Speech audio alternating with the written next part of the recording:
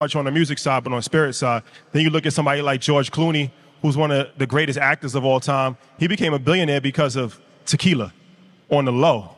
Like, you know what I mean? So it's like when you was saying how other brands were put in bars and put in restaurants and there was marketing dollars behind that, that's why you heard of these liquors that you never heard of before.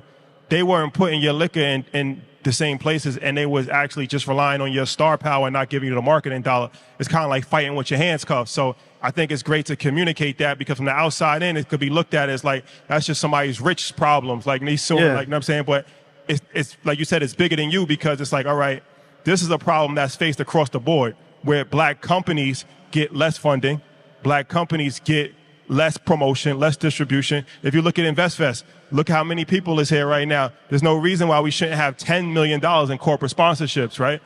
If we was a white entity and it was all white people, every single corporation in America would be sponsoring InvestFest, right? Facts. But these are the problems that are hard to communicate, because it's like most people, you're worried about, you know, paycheck to paycheck, right? So you're not worrying about that, but it's like on a higher level, there's different levels of racism. This is the level of racism that you don't see. So it looks like, oh, we millionaires and we get 15,000 people, but it's like somebody else can do a fraction of this and get way more money and be on CNBC and be on Bloomberg. But when we get on, it's for diversity or a black initiative or Black History Month. That's a systemic problem in this country that's hard to communicate, because people don't fully understand it. And you told me, so you was like, on your level, there's issues that's hard to communicate because we don't understand it, because we're not at the billionaire level. So I think it's just important it's always, every level that you go to, there's different hurdles.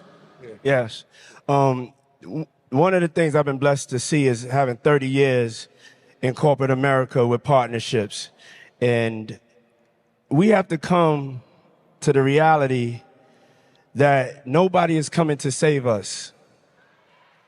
No one is coming to save us.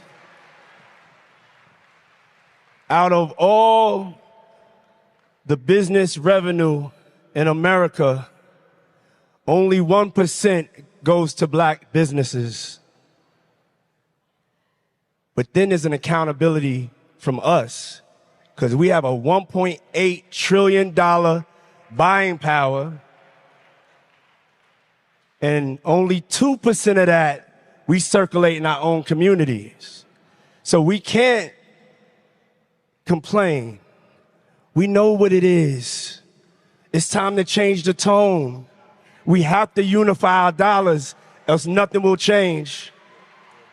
We have to weaponize the almighty black dollar to save us, because we can't have these festivals and conventions, but then we leave here and we don't understand the power of our $1.8 trillion spending power, that we only give 2% to ourselves.